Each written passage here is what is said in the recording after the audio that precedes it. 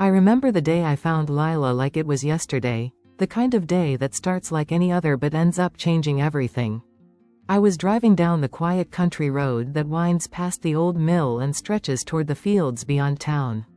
It was late afternoon and the sun was just beginning to dip, casting long shadows across the golden wheat. That's when I saw her. At first, I thought it was just a shadow, a movement in the tall grass. But then I noticed a small figure, a rabbit, rolling awkwardly across the field, tumbling in a way no rabbit ever should.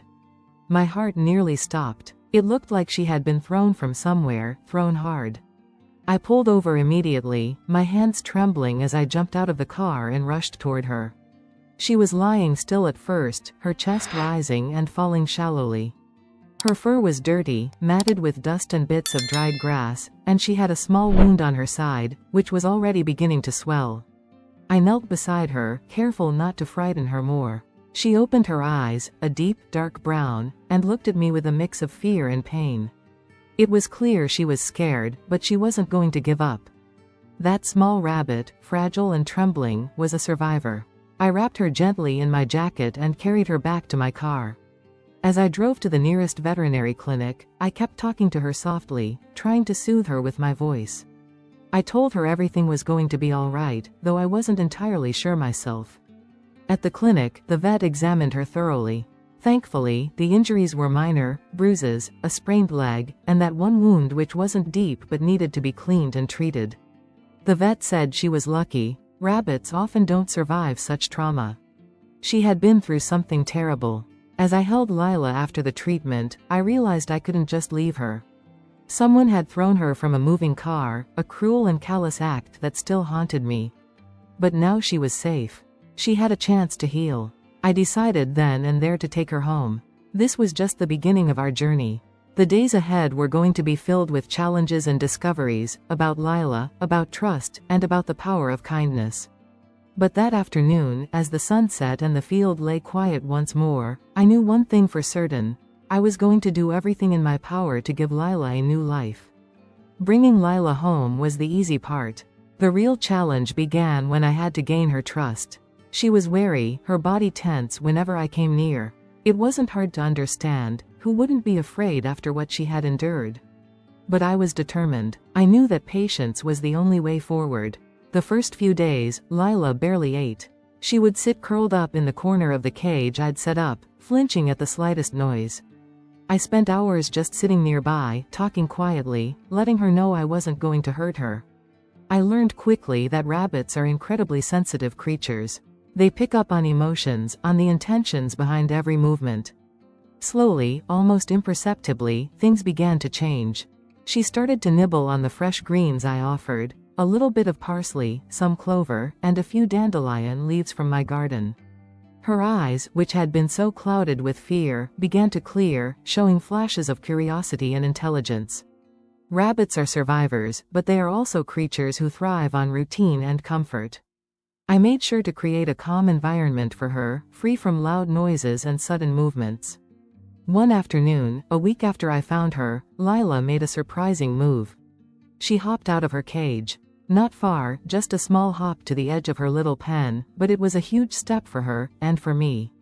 It was her way of saying she was ready to start healing, both physically and emotionally. As the days turned into weeks, I learned more about her personality. Lila was shy but brave. She loved the warmth of sunlight streaming through the window and the soft rustle of leaves in the breeze. She hated loud noises and sudden movements but would quietly observe everything around her with a sharp, gentle gaze. I also started to see signs of the trauma she had endured. Every time I raised my hand suddenly, she would flinch. When cars passed by on the street, she would freeze, her body stiffening as if bracing for impact. It broke my heart to know someone had been so cruel to throw her from a moving vehicle, to abandon her like that. But despite the fear and the pain, Lila was fighting to trust again. And I was there to help her, every step of the way. During this time, I kept searching for answers: who had done this to her, why, and if there were others like her. I contacted local animal shelters and posted flyers, hoping someone might recognize her or know her story. But no one came forward. She was a mystery, a little rabbit with a past no one wanted to talk about. In the quiet moments, as I sat beside her and watched her settle into a nap, I made a promise. I would be her family now. I would protect her, care for her, and help her heal from the wounds no one else could see. And I was just beginning to realize that Lila wasn't just a survivor, she was a teacher. She was showing me the strength it takes to overcome fear and the power of kindness to rebuild a life. Over the following months, Lila transformed before my eyes. The timid, scared rabbit I had found in that field became a curious, lively companion. She learned to trust me completely. She would hop freely around the house, explore corners and cushions, and even let me pet her without flinching. But more than that, Lila taught me about resilience and the silent strength of those who endure hardship without a voice to tell their story. Every little victory, her first confident hop, her playful twitches, the way she would nuzzle my hand, was a testament to her will to live and trust again. I kept thinking about the day I found her, thrown from a moving car like trash, and how cruel some people can be.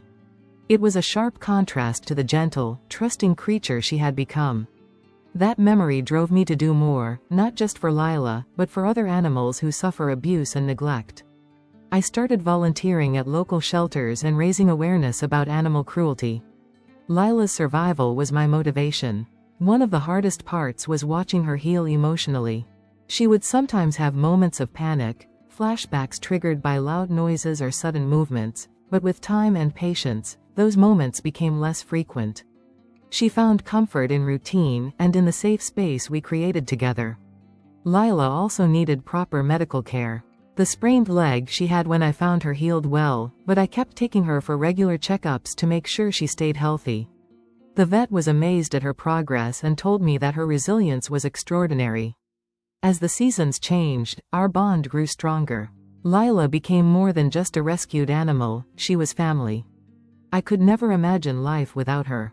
She was a quiet reminder of why kindness matters, the difference it makes in a life that once seemed doomed.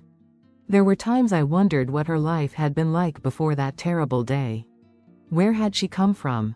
Who had cared for her, if anyone? I'll never have all the answers. But what I do know is that she deserved better, and now, with me, she finally had a safe place. Today, Lila lives peacefully, surrounded by love and care. She hops through the garden with a confidence she never had before, munching on fresh clover and basking in the sun. She's not just a survivor, she's a symbol of hope and healing. Her story doesn't end with that awful day in the field. It's a story of compassion, second chances, and the quiet courage of a little rabbit who refused to give up. And as her rescuer, I'll carry that story with me forever.